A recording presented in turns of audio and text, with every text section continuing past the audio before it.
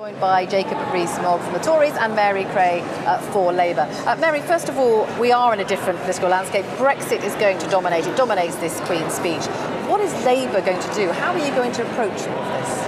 Well, I think what we saw today is a pretty thin Queen's speech. It was very weak on Brexit, I thought, but it was also weak on the causes of Brexit. We had no real domestic agenda, and this is the result of having a Prime Minister in office but not in power, at the mercy of the DUP, asking for extra funding for Northern Ireland schools and hospitals, and a Prime Minister who is saying that she won't deliver that to schools and hospitals at home. I'm very clear that she didn't win the general election because of her record on public services, policing, schools and hospitals, and really people feeling that they're in competition with each other for those public services.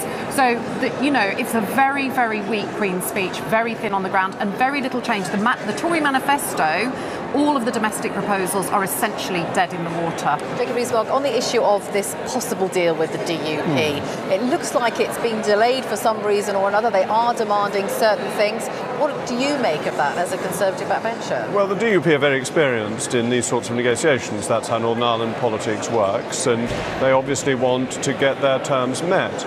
But I think it's worth answering some of the points on public expenditure that Mary was making, because there is more money for schools, there is more money for hospitals. That was in the Conservative manifesto, it was in the Queen's speech. There is a strong domestic agenda. Housing was at the forefront of the Queen's speech. But of course, Brexit will dominate because we need to have laws in place that cover things that were EU competencies once we leave. And does the election result mean that it's a different kind of Brexit? Maybe a long transition period? Maybe being in some kind of customs union?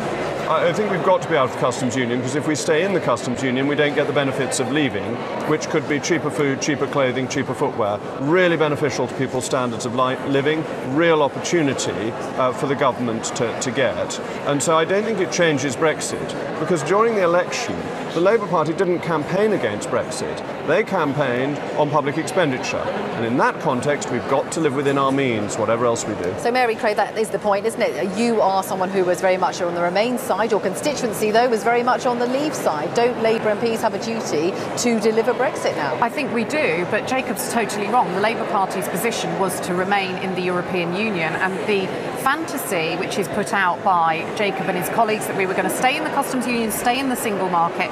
When the Prime Minister says no deal is better than a bad deal, we're seeing in that Queen's speech actually she wants a deal, and the warnings from the motor industry, from the Bank of England, Mark Carney, are showing us that we will be worse off if we don't stay at least in the customs union. We need to protect our industry. The Labour Party manifesto did not say stay in the European Union. It accepted the vote last year to leave, accepted we were leaving the single market, and implied but didn't state explicitly that we would leave the customs union.